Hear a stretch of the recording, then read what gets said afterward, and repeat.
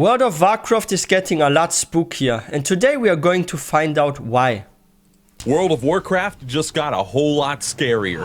That's But right, how everybody. so? Everybody's favorite horror, the dreaded horseman, is finally getting some love after years of neglect in this game. In patch 10.1.7, we are seeing some major updates to the headless horseman encounter, new lore, new mechanics, maybe some new rewards. Oh, Guys, finally. today we're geeking out about World of Warcraft's best holiday, Hallow's End. Let's dive on in. Before we do, though, we have to, of course, thank this channel's sponsor, Zygor. If you want the ultimate guide add-on for the World of Warcraft in-game holidays, leveling, achievement farming, mount collecting, pet collecting, it doesn't matter. Zygor does it all, and it's linked down below in the description. Use the code. It's actually funny how Alex Strasser looks in here, like... Just look at that. She looks like she's a dwarf or something, right?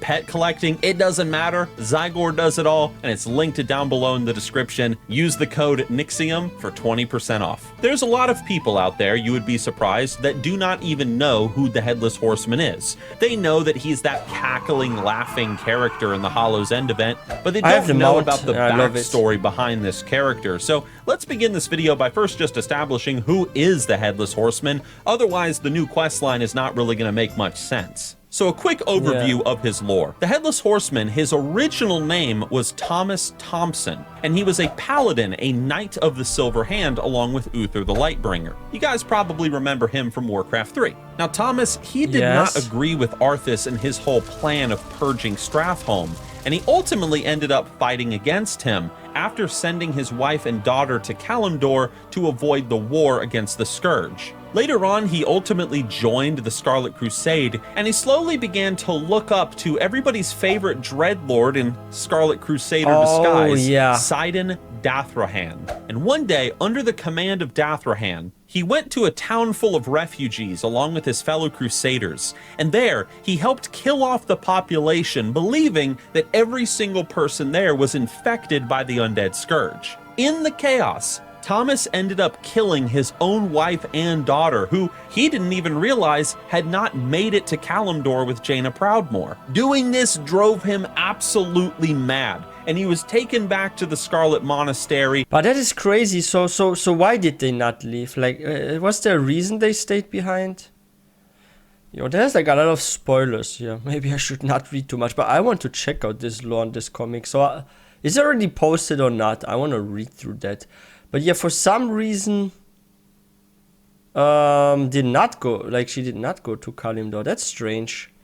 Even realize had not made it to Kalimdor with Jaina Proudmoore. Doing this drove him absolutely mad, and he was taken back to the Scarlet Monastery, where he just descended deeper and deeper into madness. He started speaking in rhymes. They eventually beheaded him because he was just crazy, and eventually he was brought back to life using necromancy by Balnazar, aka Dathrahan. And ever since then, this tormented soul, this creation of this dreadlord, has ridden across the skies of Azeroth, bringing havoc and rhymes and treats to all the denizens of Azeroth. That is the lore. Now, how did this whole fight work in the past? Very simple. You queue up, you go into the dungeon to fight the Headless Horseman, you go through a series of phases where he spawns. You know what? I kind of like had also this theory that, but this is mostly because of the green sort of flame that comes from him, right?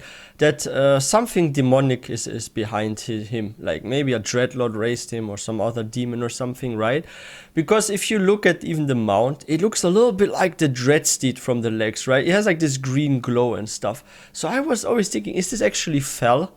Like, it could be the plague, like the Forsaken have. Like, what is this green? Is it like the plague or something? That's what I thought at some point. But then I thought, what if this is actually Fel magic? What if he's some sort of Fel Death Knight or something, right? Because Death Knights that are being brought back by, for example, Arthas and now Bolvar, they have this white, icy glow, even with their mounts, right?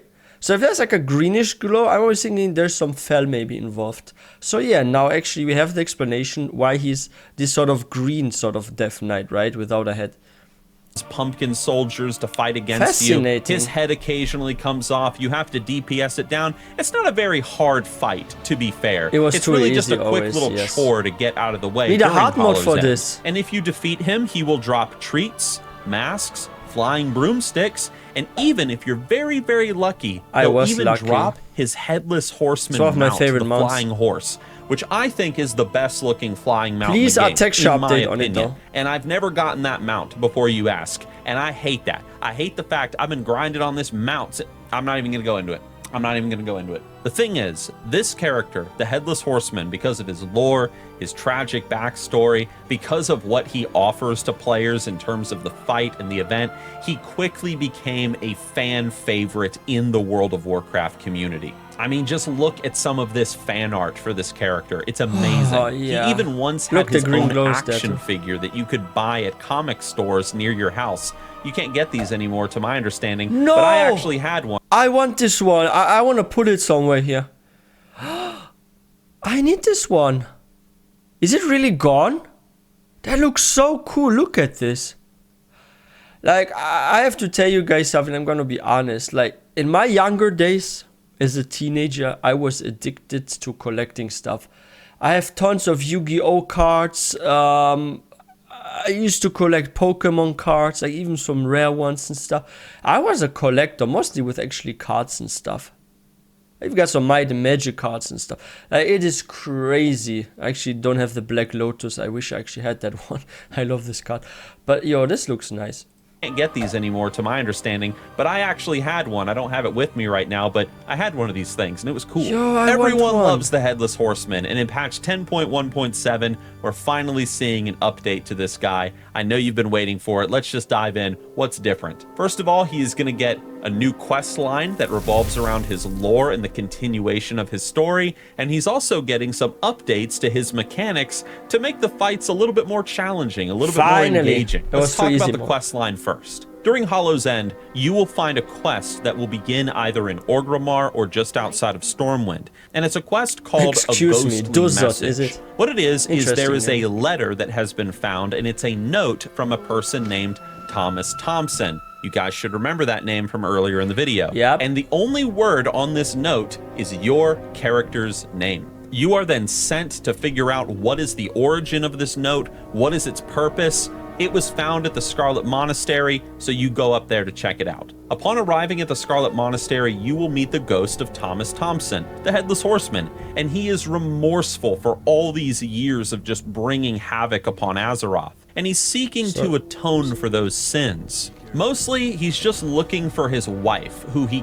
Don't tell me, I'm just guessing now, but don't tell me it's this kind of quest line where there's like a ghost, he's harmless, and we somehow try to help him and then we mess up something and he actually transforms or becomes the horseman. Wow. Okay, that's interesting. killed in his madness. He wants to set things right with her. At least her spirit, anyway. You'll start making your way up to the monastery, and all these memories, these ghosts of these Scarlet Crusaders will appear. At least, they'll seem like ghosts at first until they turn into these big scary shadow monsters that are going to try to kill you. When you're a Scarlet Crusader, you kind of have done some messed up things in your life. Usually. And so that rage and that torment kind of manifests as big scary shades, apparently. Eventually, you'll reach his wife, who then turns also into a big scary monster. And then Thomas suggests that, hey, we need to go check out the fountain behind the monastery, because that's where him and his wife would spend a lot of time. And it is there, at that fountain, that Thomas finally reunites with his wife, all before a new character named Jerome Hayton shows up to ruin the fun. This character's motives aren't exactly fleshed out He's much. a void, Apparently a shadow he priest. believes in the Headless Horseman, like he actually not like believes in him, but he like believes in the cause of the Headless Horseman, and he wants to see the Horseman ride again. Apparently this man also was in Dathrahan's inner circle, so he was a big fan of the Dreadlord without real. So the law of like the Sir Thomas ghost is like this. So we killed the Headless Horseman in the past, then Sir Thomas got freed, and now we are helping Sir Thomas to find his wife. But there's some dude that is like reviving the Headless Horseman, but as a stronger version or something. Is that the lore now behind it? That's actually kind of dope. That's like cool. So we actually gave him peace by killing him, because now he's trying to fix stuff and go to the afterlife, right? Wow. Okay, actually that's a cool plot. I love this. I hope we can free Sir Thomas again. realizing that Dathrahan was a dreadlord. Jerome starts casting a spell on the spirit of Thomas. You need to go through a quick little process of breaking his invulnerability shield that protects him, but unfortunately, you are too late, and the horseman is going to ride again. Thomas turns into the headless horseman all over again. He kills Jerome in his madness. Guys, sorry, but one thing makes no sense. There's no body. Like, this is something that I find strange here. So he's a ghost, and he gets revived, but he has suddenly a body? Huh? Like, there should be at least a coffin or something next to him, so he gets, like, reunited with it and then raised or something. I didn't know you can do that. Like, even Death Knights, they require a body. That's why you have to go, for example, to freaking graves of fallen champions, right? Like, I don't want to spoil too much, but just do the DK class hall, and you will see you're actually going to freaking graves. Like, you actually need the body to raise those champions.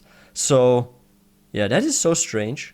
Horseman is going to ride again. Thomas turns into the headless horseman all over again. He kills Jerome in his madness. What's he doing with his wife? He flies off into the skies, and the fun begins all over again. Definitely a short-lived reunion between the happy couple, and kind of sucks to be Susanna, the wife, but now I would say that I feel sorry for this Susanna character, but I don't, because I really need that headless horseman mount. Wait. I want to read this. What did she say? Why she didn't leave?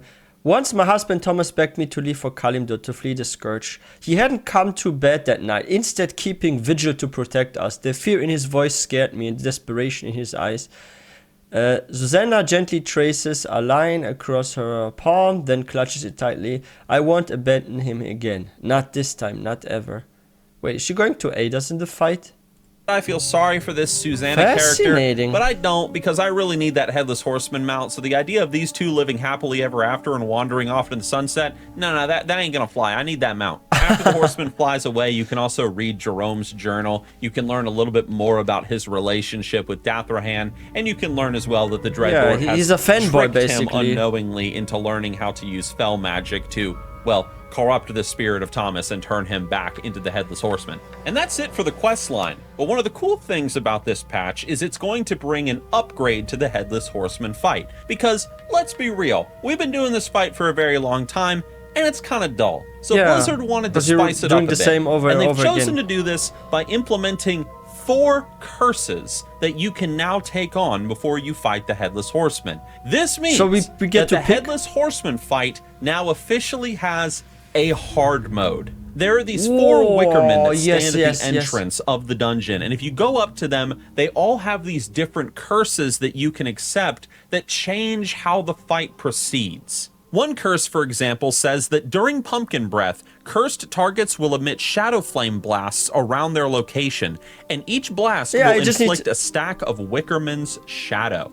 This mechanic is actually quite common. You have this a lot. Like, you even have this in the first dungeon of Dragonflight, the Ruby, what is it called? Ruby Shrine or something, like the first one. And there's like also one where like one player gets like, he's like exploding or something, right? And you have to like stay away, and you see this orange circle and you just walk out of it. There's actually a lot of mechanics like that in Dragonflight dungeons, I've noticed. I think the Onaran Plains is also like that. There's also something where you have to get away from a player. That's too easy, actually. This is very, very easy. Will inflict a stack of Wickerman's shadow. Another curse says during Vine March, piercing thorns erupt under cursed enemies periodically, and the thorns will inflict a stack of Wickerman shadow. The third Wickerman statue says, when Insidious Cackle is cast, cursed targets will shed part of their soul. The soul is shackled, forced to slowly move towards shadowy flames. Now, destroying these shackles will free the soul, and should the soul reach the flames, the target will suffer 2 stacks of Wickerman shadow. And last but not least, the fourth one, during Hothead, cursed enemies will suffer from hallucinations. Moving to the hallucinations will dispel them, but ignoring the hallucinations will inflict 2 stacks of Wickerman shadow. Accepting all 4 of these curses at the same time is going to make the fight a lot more challenging, but a lot more interesting and rewarding. Just watching the fight footage here, you can see that there is a lot going on, a lot more than what you would normally see in the Headless Horseman fight. And I think this is really cool for a fan favorite character to be buffed in this way by Blizzard. You can of course get an achievement for completing the fight with all 4 curses applied to you. The Headless Horseman will drop item level 402 gear. Oh, that means I have to make a shockingly, pre-made I'm very group surprised, now. and maybe we'll see this in the future. We're not getting an updated Headless Horseman model mount, which, you know, patch 10.1. This is actually so strange, right? Like, it should be updated to a level like we have with all the other Death Knight mounts, right? Like, it's nice. Like, imagine you have this, and it has like a more modern texture. Like, this will be the best looking mount. Like, you will want this, like, you will want to have this even instead of invincible, right? Wow. Like, it looks nice already. Like, don't get me wrong, I still use it. It's like one of my most favorite mounts. I'm still riding it, but I wish it had an update with the textures. Because it's like, is it like Cataclysm graphics or something? Or Wrath of the Lich King graphics? Like, it's definitely several expansions behind in textures. Which, you know, patch 10.1.7 is still being data mined right now, so it's possible we could get that. And I really, really hope that we do. It's such a cool mount. The imagine we get loves our it. brand it's just new a flying one. horse. Oh no, I have Blizzard, to farm if it you're again not then. considering updating it, you should update it and make it a reward for doing all 4, you know, or at least there's a chance it'll drop if you do all 4 of the Wickerman's curses. A higher chance, One though. of Blizzard's goals with the future of World of Warcraft that they've talked about is they've wanted to periodically update all of the holidays, and so seeing this bit of love being thrown towards Hallow's End is just really cool. Hopefully we get some updates. They did the same with Darkmoon Fair. There are like a lot of allied races and stuff if you go to it. Like, I've been doing a couple of runs there, like some mini games, and there are more and more allied races present at the Darkmoon Fair, and that's so nice. Like, they definitely updated there quite a lot.